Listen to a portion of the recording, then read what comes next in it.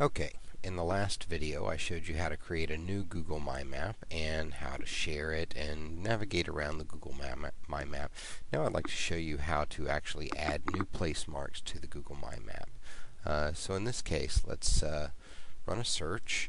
What do I want to search on? I missed this. How about some Dickey's barbecue? And there we go. Let's see. We'll go ahead and we'll use this one, and we're going to save this to my Google My Maps for Dallas, Texas. And if I click Save, then it will present me immediately with the little editor window so I can change anything that I want. And in this case, I'm going to change the icon to, where's a good food icon? There we go. Now I'll click OK. And I will click Done, and that will insert that place mark into my map. And if I want to get rid of that little marker that's underneath the one that I created, I can simply go up here and select Clear Search Results. Now the next thing I might want to do, I might want to highlight a feature, and so I'm going to zoom right down in here. There's Fort Worth Avenue, Hampton, and Davis. And this is actually my old neighborhood here, so I'm going to zoom right down into this neighborhood, and here we go. Avon Street. Let's go right to this house on the corner. This is my old house right here, so I'm going to actually click the Edit button, and then I'm going to add a place mark.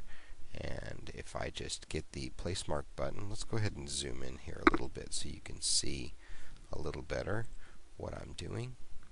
And so I click on that place mark button, and then I'm able to just plop that right down on that spot, and immediately I'm given a generic bubble for that place mark. I can change the place mark to my old house, and if I'd like to change the icon, I can do that as well. I'll just go here and let's see what's an appropriate icon for that.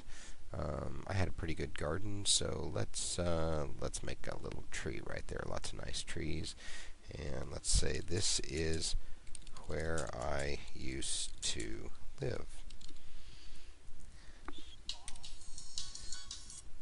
And so we'll click OK. And say I wanted to highlight the footprint of that. Notice now that I can go back to this and edit it again if I'd like, but in this case I'm fine with it. So I'll click Done, and then when I click on it, I get my little pop-up menu there. Now say I'd like to highlight the actual property lines here, so I'll just take this and I'm going to begin creating a polygon around the entire property.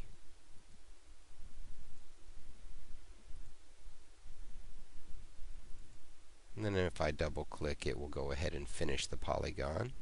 And this is my old property.